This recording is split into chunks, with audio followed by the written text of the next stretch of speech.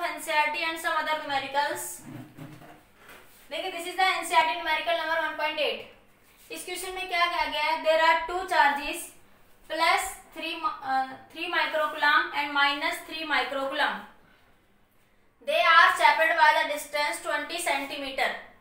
ठीक है, क्वेश्चन के फर्स्ट पार्ट में पूछा find the electric field at the mid point of O। ठीक है, ये जो एक O पॉइंट है, इसके मिड पॉइंट की जो ये लाइन ज्वाइनिंग दो चार्जेस थे, इसके मिड पॉइंट पे क्या निकालना, आपको इलेक्ट्रिक फील्ड निकालनी एट O पॉइंट पे। ठीक है, mid point at O, at O point पे आपको क्या निकालनी है, इलेक्ट्रिक फील्ड फाइंड आउट करनी है। फिर क्वेश्चन के बी पार्ट में कह रहा है आपसे if negative test charge of magnitude 1.5 10 per minus 9 coulomb placed at the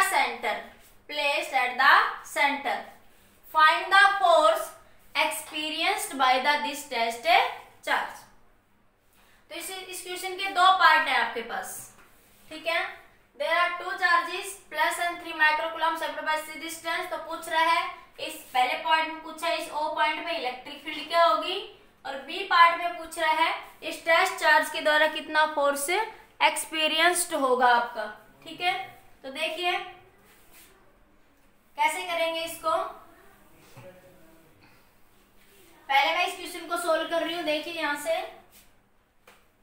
देखो, इस माइनस के क्यू के कारण इस पॉइंट को मैं नाम दे दूं ए और इस पॉइंट को नाम दे दूं मैं बी। तो ये बार बार बता चुकी हूँ कि प्लस के क्यू के कारण इलेक्ट्रिक फील्ड की डायरेक्शन आउटवर्ड होती है और माइनस के क्यू के कारण इलेक्ट्रिक फील्ड की डायरेक्शन इनवर्ड होती है।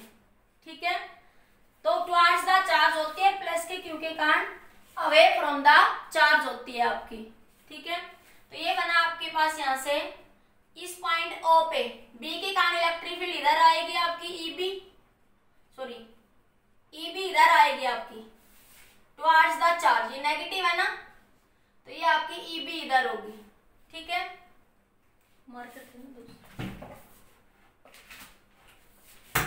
तो आपके देखो इस A के कारण, देखो इस A पॉइंट पॉजिटिव चार्ज है, इसके कारण भी इस पॉइंट पे इलेक्ट्रिक फील्ड कितनी होगी आपकी EA, इस डायरेक्शन में। अब देखो दोनों इलेक्ट्रिक फील्ड की डायरेक्शन सेम है एट पॉइंट O पे, तो रिजल्टेंट इलेक्ट्रिक फील्ड क्या हो जाएगी यहाँ पे, resultant electric field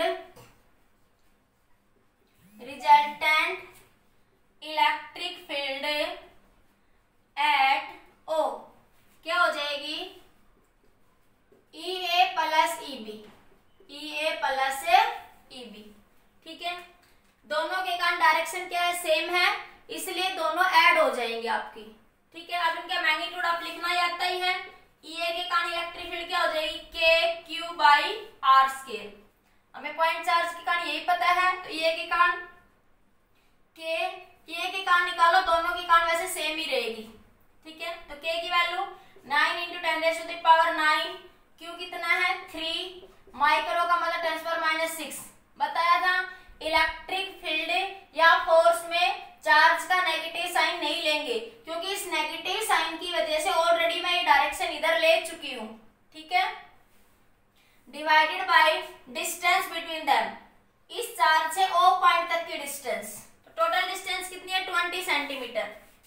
total distance आपकी AB डिस्टेंस 20 सेंटीमीटर। सेंटीमीटर के मीटर बनाओगे तो 20 × 10⁻⁻² मीटर, 100 से क्या कर दोगे डिवाइड। ठीक है, तो OB क्या बन गया आपका, OB बराबर OA, मिड पॉइंट है, तो OB को क्या लिख सकते हो आप लोग 10 × 10⁻⁻² मीटर। ठीक है, अरे समझ आ गया यहाँ से आपके पास, तो इसको ये भी लिख सकते हो 10 बेस से मतलब पावर ऐड हो जाएगी 1 - 2, तो 10 की पावर -1 मीटर, मतलब 1/10 मीटर या 0.1 मीटर। OB की वैल्यू कितनी हो जाएगी 0.1 मीटर, या फिर मैं 1/10 ही लिख लेती हूँ ताकि फिर वो बाद में पॉइंट हटाना पड़ेगा। तो 9 × 10⁻⁹, 3 × 10⁻⁻⁶, 1/10 का मतलब 1/100, तो ये उसके जाके ऊपर 100 हो जाएगा। अब सोल्व कर लो, 9 × 3 = 27, बैलेंस करोगे 10 की पावर 9, 10 की पावर -6 और 10 की पावर +2। ठीक है, इसको जब सोल्व करोगे तो क्या मिलेगा 27 इंटू, तो ये बना 9 और 2 11, 11 में से 6 जाएगा तो कितना बचेगा आपका, अरे 9 और 2 क्या हो गया 11, और 11 में से 6 गया तो कितना बचा 5 ही बचेगा, 10⁵5। ठीक है, ये इलेक्ट्रिक फील्ड आ जाएगी आपकी newton per coulomb. Due to the EB के कारण भी इतनी होगी कि चार्ज भी उतना ही है और दोनों के बीच की डिस्टेंस भी उतनी है, मिड पॉइंट पे बात कर रहा है ना वो, तो ईबी भी उतना ही होगा आपका। बस इन दोनों को यहाँ पे ऐड कर दो तो क्या बन जाएगा 27 इंटू 10⁵5 प्लस 27 इंटू 10⁵5 कितना बन जाएगा ये 54 इंटू 10⁵5 न्यूटन पर कूलम। तो मिड पॉइंट पे इलेक्ट्रिक फील्ड कितनी आ जाएगी 54 इंटू 10⁵5 न्यूटन पर कूलम। तो ए पार्ट में यही पूछा था, मिड पॉइंट पे क्या फाइंड आउट करनी थी आपको इलेक्ट्रिक फील्ड। आगे देखिए नेक्स्ट क्वेश्चन, इसी का बी पार्ट में क्या पूछा था आपसे, electric field at mid point, E at mid point पे कितनी आई आपकी 54 into 10⁵5 Newton per coulomb. Getting my point. अब वो ये कह रहा है ये जो दो चार्जेस हैं बी पार्ट में क्या कह रहा है आपसे 3 माइक्रो कूलम एंड -3 माइक्रो, यहाँ पे एक नेगेटिव टेस्ट चार्ज रख दिया 1.5 10⁻⁹ है 10⁻⁹ कूलम, 9 कूलम। ठीक है, ये इतना टेस्ट चार्ज रख दिया, तो अब इसके ऊपर कितना फोर्स एक्सपीरियंस होगा, तो फोर्स की वैल्यू कितनी होगी F = QE। ठीक है, तो F Q की वैल्यू कितनी है 1.5 10⁻⁹ और ये कितना आपका इलेक्ट्रिक फील्ड निकाल ही रखी है वो पॉइंट पे, मिड पॉइंट पे ही रखा है ना इस नेगेटिव टेस्ट चार्ज को, यहीं पे इस पे फोर्स पूछ रहा है, तो मिड पॉइंट पर रिजल्टेंट इलेक्ट्रिक फील्ड क्या लग रही है 54 इंटू 10⁵5। इनको मल्टीप्लाई कर लो तो 15 इंटू 54, पॉइंट को हटाओ नीचे 10 आ जाएगा 10⁻⁹ 10⁵5। इसको सोल्व कर लेंगे आप, एक पावर से एक पावर कैंसिल, तो 54 की इसकी मल्टीप्लाई कितनी हो जाएगी 81, यही आएगी, देख लो एक बार करके। 54 को 15 से मल्टीप्लाई करोगे तो कितना आएगा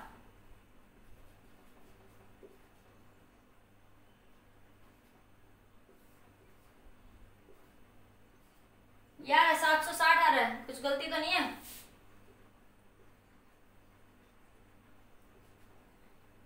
27 आएगा यहाँ पे, तो 7 और 4 11, 810 ही आएगा, सही है। कितना आएगा 810। ठीक है, 10⁻⁹ -9 + 4, देखो ये एक पावर से एक पावर कैंसिल हो गई, कितना आया 810 10⁻⁻5 न्यूटन। ठीक है, तो मिड पॉइंट पे कितना फोर्स एक्सपीरियंस होगा 810 10⁻⁵ न्यूटन। समझ आ गया सबको, क्लियर। 1.9 क्वेश्चन है आपका एनसीईआरटी का, क्वेश्चन नंबर 9 है आपका एनसीईआरटी की अनसॉल्व्ड प्रॉब्लम। ठीक है, क्या कह रहा है a system has 2 charges QA 2.5 10⁻⁷ coulomb, QB -2.5 10⁻⁷ coulomb, located at the point A and B 0.0015 centimeter 00 -15 centimeter. Find the total charge of the system and electric dipole moment. तो देखिए ये सिस्टम क्या होता है, ये कोऑर्डिनेट क्या हो जाते हैं x, y और z, जैसा हम ऐसे लिखते हैं ना 0 0 15, या b बोला हुआ उसने 0 0 -15, माइनस का मतलब वो नेगेटिव एक्सिस में है, कोऑर्डिनेट को क्या बोलते हैं x, y और z। तो प्लेन स्पेस में ऐसे ये चार्जेस रखे हुए हैं आपके, ये x एक्सिस, ये आपकी y एक्सिस और ये आपकी z एक्सिस। ठीक है, तो ये पॉइंट z पॉइंट यहाँ लाई करेगा, x भी 0 है, y भी 0 है और z भी 0 है, तो 0 0 15 यहाँ पे QA चार्ज रखा हुआ है। ठीक है, जिसकी वैल्यू कितनी है, QA की वैल्यू 2 इंटू 2.5 10⁻⁻7 कूलम। ठीक है, फिर कह रहे हैं आपसे यहाँ पे माइनस का मतलब नीचे की डायरेक्शन में, B पॉइंट, ये A पॉइंट है आपका, B पॉइंट में क्या लिखा हुआ 0 0 -15, B पॉइंट यही आएगा। देखो इसमें x भी 0 y भी 0, तो सिर्फ z की वैल्यू है ना, तो z एक्सिस मैंने यही मानी हुई है। ठीक है, तो आपके पास ये A पॉइंट यहाँ आ जाएगा और B पॉइंट आपका यहाँ पे आ जाएगा। ठीक है, कह रहे हैं आपसे यहाँ पे जो B पॉइंट पे जो चार्ज है उसकी वैल्यू कितनी है, QB की 2.5 10⁻⁻7 कूलम। पूछा क्या है, टोटल चार्ज। तो देखो टोटल चार्ज क्या बनेगा ये, तो आपके पास टोटल चार्ज क्या बनेगा, आपके पास ये 0, क्योंकि डाइपोल मोमेंट की कंडीशन समझाई थी पिछले वीडियो में आप लोगों को मैंने कि डाइपोल की कंडीशन क्या होती है कि दो चार्जेस होने चाहिए, दोनों किसी डिस्टेंस से सेपरेटेड होने चाहिए। ठीक है, और नेट चार्ज कितना आना चाहिए, 0। जब ऐसी सिचुएशन सेटिस्फाइड होगी तो उसे बोलते हैं डाइपोल। क्या बोलते हैं, dipole. If two charges are separated by the some distance and net charge is 0, then this condition is called dipole। तो देखो दो चार्जेज है, एक प्लस का Q चार्ज है, एक माइनस का Q चार्ज है, दोनों का मैग्नीट्यूड बराबर है, तो टोटल चार्ज क्या बन जाएगा, 0। अरे 2.5 माइनस का 2.5, टोटल चार्ज क्या बना आपका, 0। तो ये क्या बना, एक डाइपोल बना। ये क्या बन गया आपका, एक डाइपोल। क्वेश्चन में पूछा गया है डाइपोल मोमेंट। क्या पूछा है क्वेश्चन में, डाइपोल मोमेंट। ए पार्ट का सॉल्यूशन तो क्या बन गया आपका, टोटल Q तो क्या आ गया, 0। अब dipole moment, dipole moment, moment क्या होती है, एक होता है मोमेंटम, पीछे भी समझाया फिर रिपीट कर रही हूँ। एक वर्ड और पढ़ते हैं आप लोग, मोमेंटम, मोमेंटम। एक वर्ड पढ़ते हैं आप लोग, मोमेंट। तो देखो मोमेंटम क्या होता है, मास इनटू वेलोसिटी। जब किसी भी बॉडी के पास कुछ मास और वो मोशन में हो तो उस क्वांटिटी को क्या बोलते हैं, मोमेंटम। अरे एक वर्ड बोल रही हूं मैं, मोमेंट। जब एनी फिजिकल क्वांटिटी, किसी भी फिजिकल क्वांटिटी को जब डिस्टेंस से मल्टीप्लाई कर देते हैं तो वो क्या कहलाता है, उसका मोमेंट। क्या कहलाता है, मोमेंट।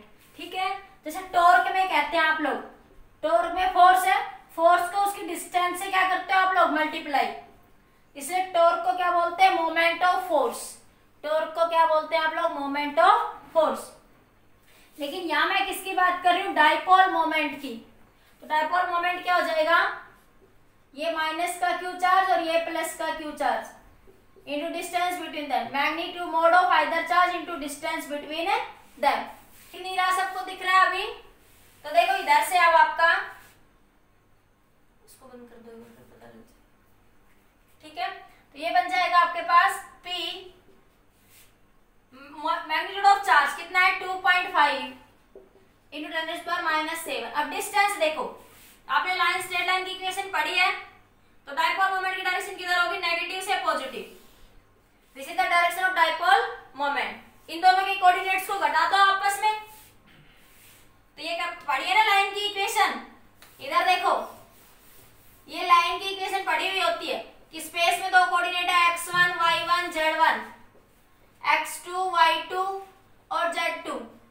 तो उनके बीच की एल डिस्टेंस कैसे निकालते हो, x2 माइनस x1 का स्क्वायर, y2 माइनस y1 का स्क्वायर, z2 माइनस z1 का स्क्वायर और इसका अंडर रूट। ये लाइन की इक्वेशन की कोऑर्डिनेट में ध्यान रखना हमेशा। तो इस तरीके से हम क्या निकालते हैं, एल डिस्टेंस को। तो इनके बीच की एल डिस्टेंस आप निकालेंगे, तो ये एल डिस्टेंस कितनी आ जाएगी आपकी, यहां से देखो क्या करोगे, इसको क्या कह दो x1 y1 z1, इसको क्या कह दोगे x2 y2 और z2। ठीक है, तो x2 माइनस 0, तो 0 माइनस 0 का स्क्वायर प्लस 0 माइनस 0 का स्क्वायर प्लस माइनस का 15 माइनस का 15 माइनस 15 माइनस 15 का स्क्वायर और इस सारे का अंडर रूट। तो ये तो सब 0 बन गया, क्या बचा ये माइनस का 30 का स्क्वायर और इसका स्क्वायर रूट। ठीक है, तो स्क्वायर में स्क्वायर रूट आएगा तो क्या बन जाएगा, प्लस का, तो ये आंसर कितना आ जाएगा, प्लस का 30। बाकी डिस्टेंस है तो ये बीच में कैसी रहेगी आपकी पॉजिटिव, ठीक है। अरे मैं इसका स्क्वायर कर दूं, किसी को डाउट लग रहा तो 30 का स्क्वायर करूंगी मैं, माइनस के 30 का स्क्वायर, ठीक है। तो कितना बना ये 9 0 0। अब मैं इसका अंडर रूट कर दूं तो कितना बनेगा 30 तो मिलेगा आपका। क्लियर हो गया। ये 30 सेंटीमीटर मिला, ये क्या मिला आपका सेंटीमीटर, क्योंकि डिस्टेंस सेंटीमीटर में दे रखी थी, ठीक है। ये मैंने बिल्कुल बारीकी से समझा दिया है, ये इनमें कंफ्यूज नहीं होना कि कोऑर्डिनेट्स दे दे तो आप कैसे निकालें, ठीक है। तो ये इस तरीके से निकालते हैं।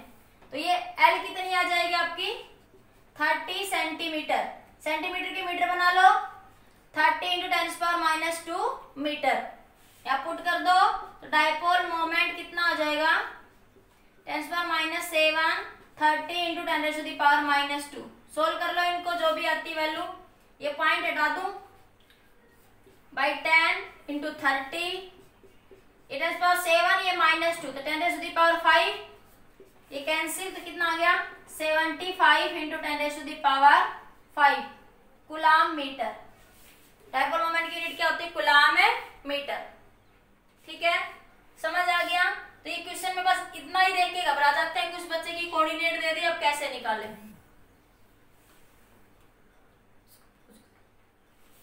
ठीक है। क्लियर। क्वेश्चन क्या है नेक्स्ट क्वेश्चन आपका, 2 charges Q1 and Q2 are placed at the point A 0 0 and B 0 0. Find the electric field at the point 0 0 C. तो देखिए कैसे निकालेंगे। ये आपका एक्स एक्सिस, ठीक है। तो देखो Q1 चार्ज कहाँ पे रखा हुआ है एट द पॉइंट A 0 0। जैसे मैं इसको एक्स एक्सिस कह दूं, इसको मैं वाई एक्सिस कह दूं, इसको मैं जेड एक्सिस कह दूं। तो देखो एक्स एक्सिस का ये वाला पॉइंट बनेगा ये A 0 0, ये पॉइंट बन गया कि यहाँ से यहाँ पे Q1 चार्ज रखा हुआ है, ठीक है। यहाँ पे ये 0 B 0 आएगा भैया, 0 B 0। Q2 चार्ज जो है आपका 0 B 0 पे रखा हुआ है, मतलब वाई एक्सिस में यहाँ पे रखा हुआ है Q2 चार्ज। पूछ रहा है आपसे इलेक्ट्रिक फील्ड, कोई C पॉइंट है यहाँ पे, ये पॉइंट A मान लिया, ये पॉइंट B मान लिया, ये पॉइंट C मान लो, ठीक है। तो यहाँ पे इलेक्ट्रिक फील्ड कितनी होगी 0 0 C पॉइंट पे क्या पूछ रहा है आपसे इलेक्ट्रिक फील्ड यहाँ पे पूछ रहे हैं। तो देखिए इन दोनों के कारण इस पॉइंट पे और इस पॉइंट पे क्या करनी है आपको इलेक्ट्रिक फील्ड फाइंड आउट करनी, इन दोनों चार्जेस के कारण। क्वेश्चन ने पूछा है 2 charges Q1 and Q2 are placed at the point A and B, ठीक है। Find the electric field at the point 0 0 C।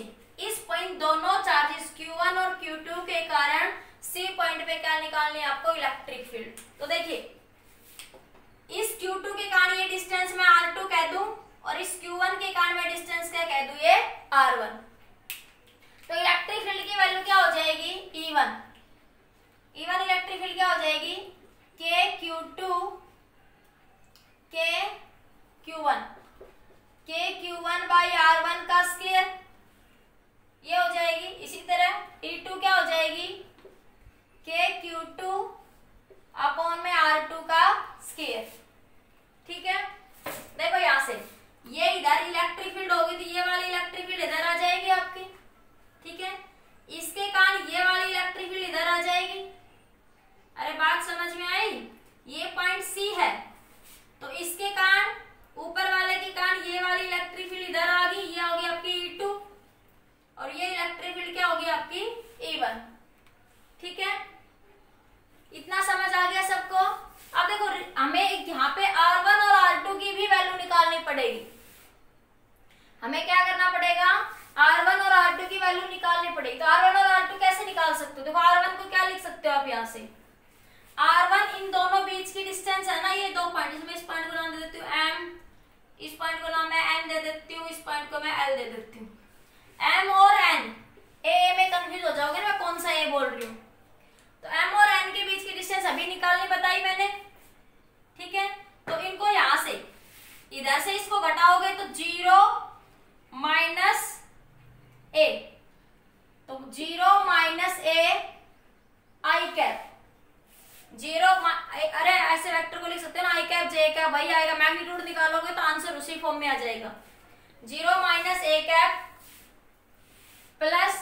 0 minus j cap plus c minus zero k cap. तो R1 vector को मैं किसकी form में लिख सकती हूँ, माइनस ए आई कैप माइनस जे के कैप।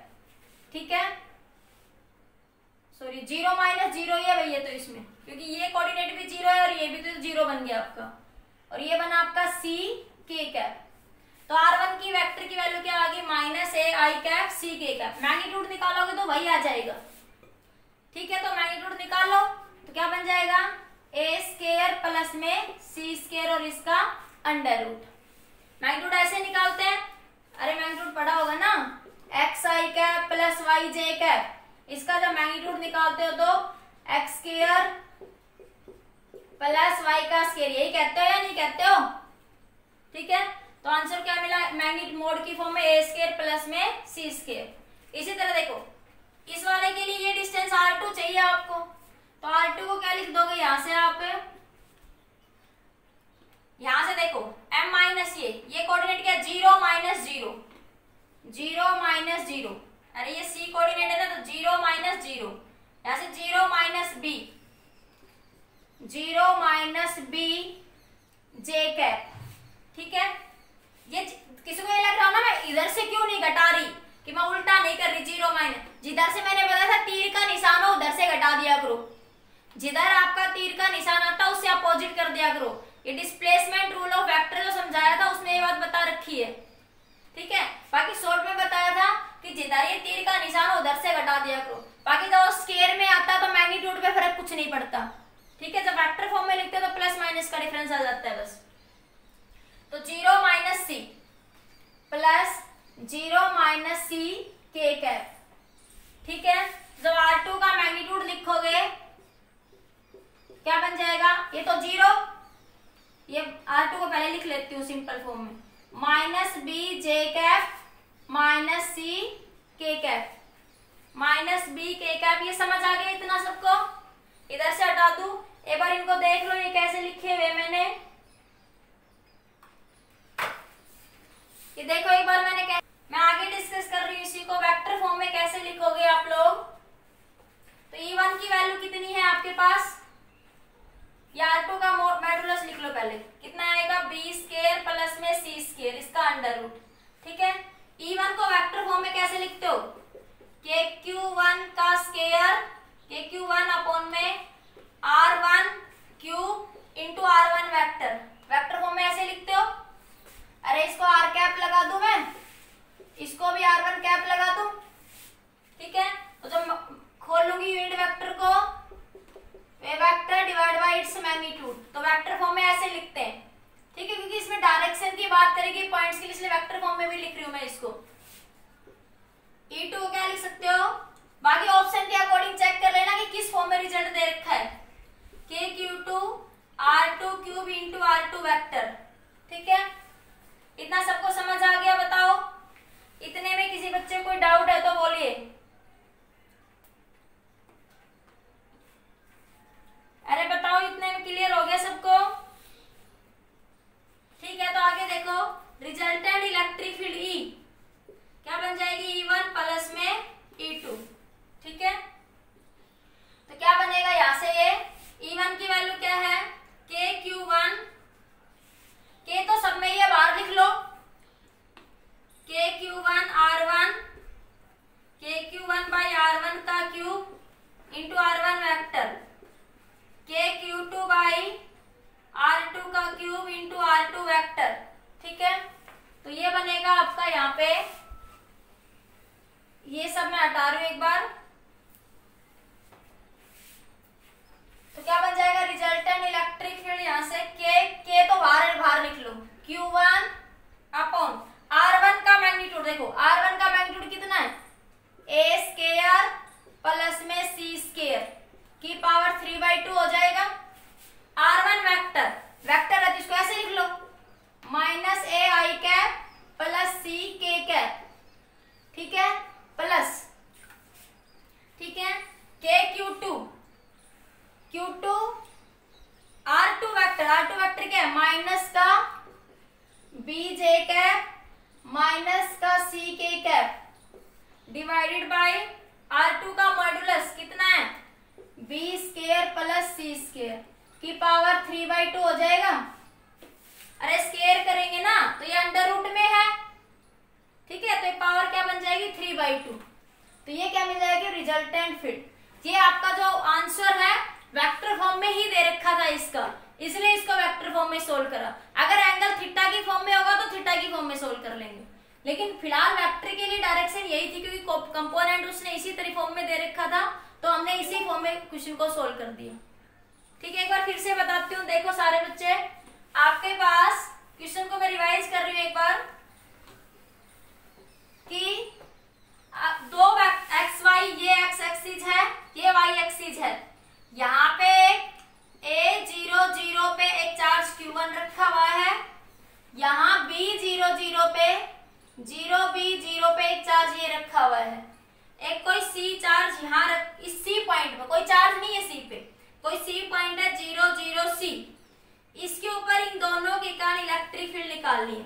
तो ये डायरेक्शन हो जाएगी इसके कारण और इसके कारण ये वाली डायरेक्शन हो जाएगी, ठीक है। तो ये दोनों जो बनेंगे आपके पास, ये वैल्यू, ये इन दोनों, ये मान ले E1 है, ये क्या आपकी E2 है, ये इनका रिजल्टेंट हो जाएगा, ठीक है। This angle is very small, हमने एंगल को ना कंसीडर करके यहाँ पे एंगल मानोगे तो क्या बनेगा, ये E1 cos theta, E2 cos theta. फिर इसके भी कंपोनेंट बनाने पड़ेंगे, लेकिन आंसर किसकी फॉर्म में था, IJ और K की फॉर्म में, इसलिए मैंने आंसर को IJ की फॉर्म में लिखा। दोनों तरह के समझाती हूँ, फिलहाल इतना समझिए। ये आ गया, मैंने R1 को निकाला और R2 को निकाला, वेक्टर फॉर्म में रिजल्ट को लिख दिया मैंने, तो मेरा वेक्टर फॉर्म में ये रिजल्ट आ गया, ठीक है। R1 R2 निकालने के लिए मैंने बताया x2 minus x1, y2 minus y1, z2 minus z1। इसी तरह इधर से x2 minus x1, x2 minus y1, x2 minus x1, y2 minus y1 और z2 माइनस z1। तो ये रिजल्ट आपने वेक्टर फॉर्म में लिख दिया, ठीक है।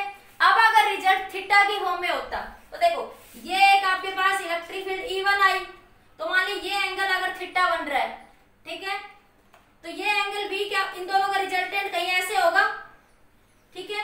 तो ये भी एंगल क्या बनेगा, थीटा। तो इसके दो कंपोनेंट बन जाएंगे E1 के, एक कंपोनेंट ये बन जाएगा E1 साइन थीटा और एक कंपोनेंट ये बन जाएगा E1 cos थीटा।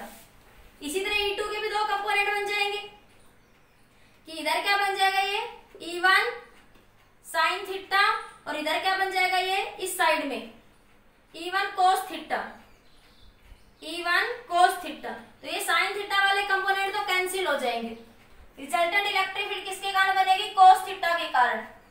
तो उसको क्या लिख देंगे, 2E1 cos थीटा। तो यहाँ E1 की वैल्यू रख दो, ठीक है। इसको थीटा, अब cos थीटा की वैल्यू आपको निकालनी पड़ेगी, ठीक है। तो cos थीटा आप कैसे निकालें यहाँ से, क्योंकि हमें ना तो यहाँ परपेंडिकुलर पता लग रहा है इस ट्रायंगल में, क्योंकि ना मुझे इस एंगल का पता है ना मुझे इस एंगल का पता है, बस मैंने अपने अजम्पशन से मान लिया कि ये एंगल थीटा है, ठीक है। इसलिए मैं थीटा दे रखा। आपका नेक्स्ट क्वेश्चन है, two metallic spherical shell, two metallic spherical shell have inner radius R1 and outer radius R2। एक क्यू चार, दो मेटेलिक स्फेरिकल सेल है, देखो ये वाली, ठीक है। एक स्फेरिकल सेल ये है और एक ये है, ठीक है। एक की रेडियस क्या है, ठीक है, एक की रेडियस है R1 और दूसरी की रेडियस है आपकी R2, ठीक है, R2।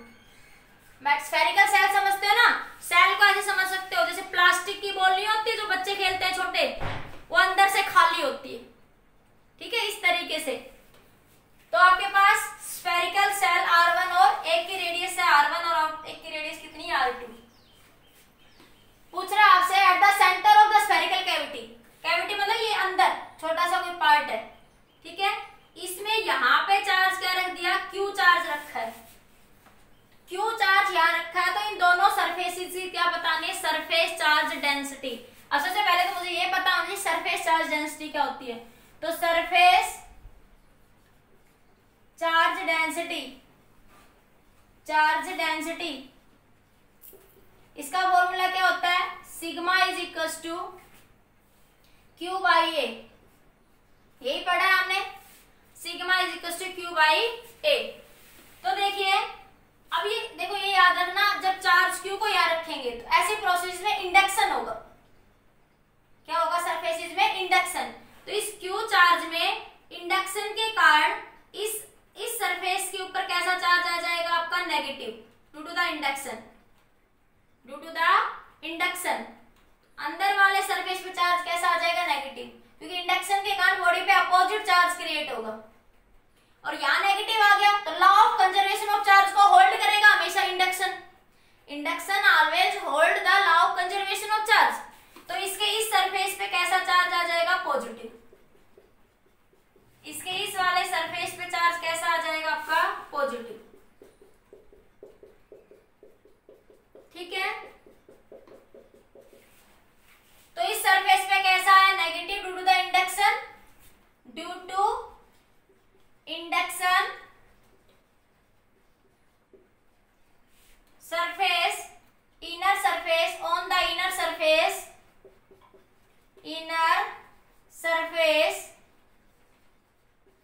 charge Q कैसा है आपका? Negative. And on outer surface charge Q कैसा हो जाएगा आपका? पॉजिटिव। ठीक है, यही इस क्वेश्चन का कंसेप्ट था। तो इसमें सिग्मा 1 को क्या लिख दूंगी मैं? Q कितना कैसा है? नेगेटिव। इनर सरफेस पे क्या आ जाएगा? Negative. 4 pi epsilon not into r1 का स्क्वायर, सॉरी एरिया क्या होता है? 4 पाई r स्क्वायर। तो 4 पाई r1 का स्क्वायर। ये इनर सरफेस पे आ गई डेंसिटी। किस पे आ गई? ये इनर सरफेस पे। ठीक है, इसी तरह सिग्मा 2 ऑन आउटर सरफेस कितनी हो जाएगी? यहाँ पे चार्ज कैसा है? पॉजिटिव, तो प्लस का Q अपॉन 4 पाई r2 का स्क्वायर। फिर से समझिए क्वेश्चन को। एक Q चार्ज को स्फेरिकल कैविटी में रखा, ठीक है, तो Q चार्ज रखेंगे, जैसे हम Q चार्ज यहाँ रखते हैं तो यहाँ कोई दूसरी बॉडी रखते हैं, तो इंडक्शन के कारण इस पे अपोजिट चार्ज क्रिएट हो जाता है। ठीक है, इसी तरह इसमें इस Q चार्ज के कारण मेटेलिक कंडक्टर है, तो इसके इस सरफेस पे कैसा चार्ज आ जाएगा? Negative. Because induction follow the law of conservation of charge, तो उतना जितना चार्ज यहाँ नेगेटिव होगा उतना ही चार्ज ऊपर वाले सरफेस पे कैसा आ जाएगा? पॉजिटिव। बिकॉज टोटल चार्ज क्या रहना आपका? कंजर्व। तो इनर चार्ज की सरफेस चार्ज डेंसिटी क्या बन जाएगी? माइनस Q अपॉन 4 पाई। एरिया क्या बनेगा? इनर का 4 पाई r1 का स्क्वायर, और आउटर का एरिया क्या बनेगा? Q अपॉन में 4 पाई r2 का स्क्वायर। ठीक है, इसी क्वेश्चन को दूसरे तरीके से कैसे ट्विस्ट कर देगा आपको। ठीक है, तो ये सब हो गया। अब देखिए यहाँ पे वो कहता है कि पहले एक सरफेस है, अब सिचुएशन चेंज हो गई। अब क्वेश्चन की सिचुएशन में क्या है?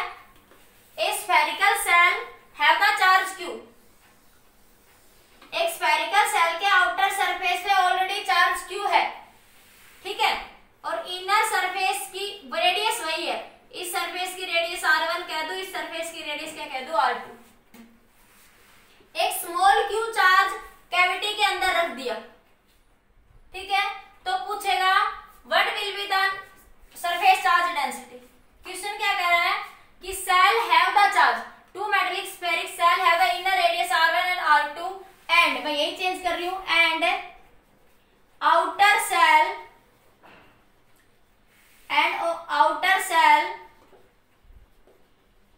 have the charge capital Q and outer cell have the charge capital Q and small q charge placed इधर लिख दूं, and small q charge placed center of the spherical cavity। Small q charge को कहां रख रहा है? Centre of the spherical cavity. Then find the surface charge density at the inner surface and at the outer surface. How we find out that? तो देखो concept वही रहेगा, ये q चार्ज रखा आपने, तो देखो इंडक्शन के कारण, ड्यू टू द इंडक्शन, इसके इस सरफेस पे कैसा चार्ज आ जाएगा आपका? नेगेटिव।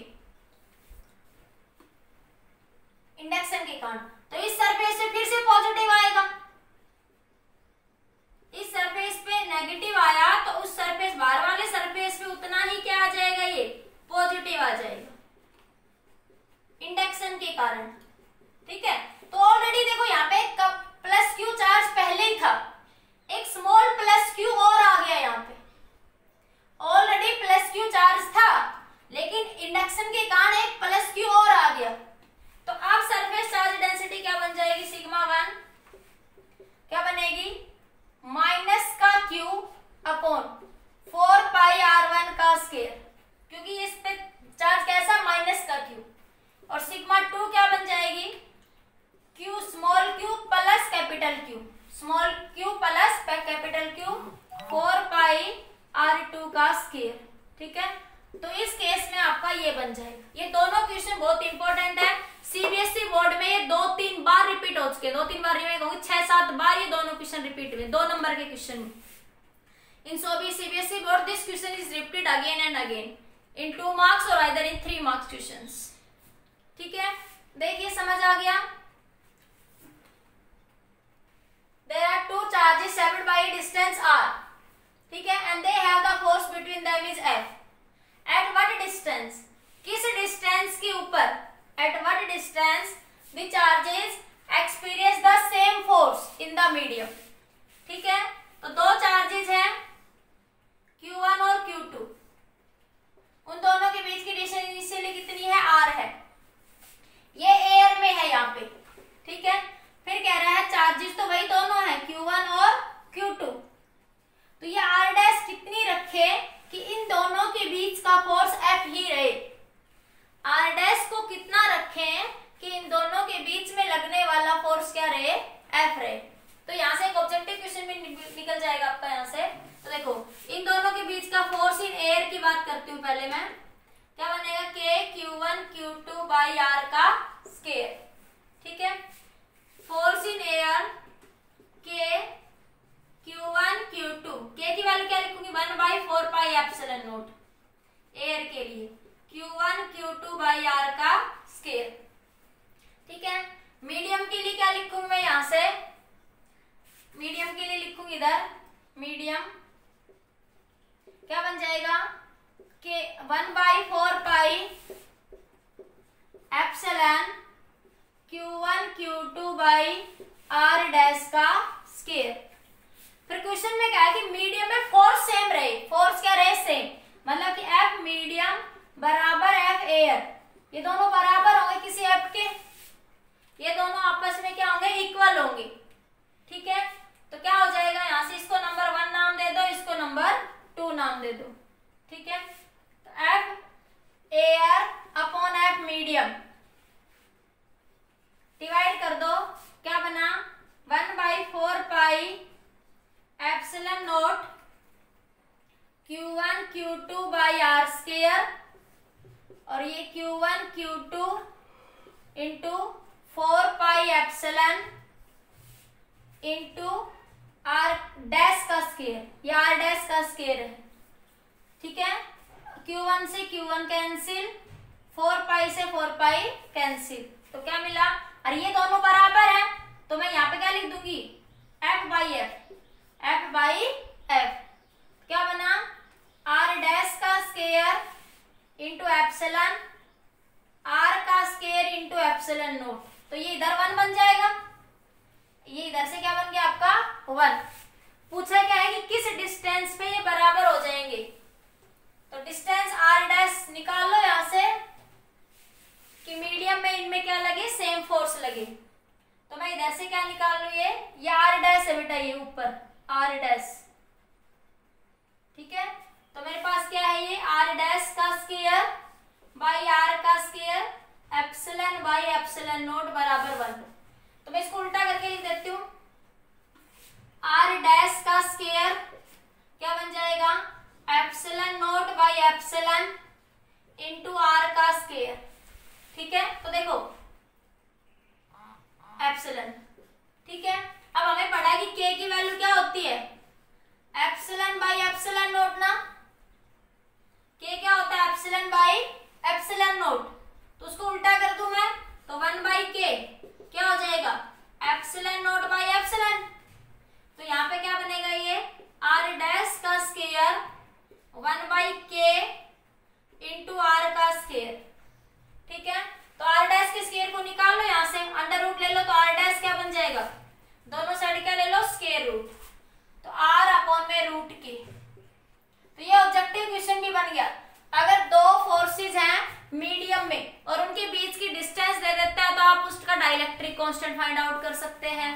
अगर डाइलेक्ट्रिक कांस्टेंट दे रहा है और किसी एक के बीच की डिस्टेंस दे रहा है, चार्ज नहीं दे रहा, तो वहां पे आप शॉर्ट पॉइंट ऑफ व्यू से उनके बीच की डिस्टेंस आप लोग फाइंड आउट कर सकते हैं। सिंपली कब, अगर तुम्हें के भी पता है तो आप वहां से उसको फाइंड आउट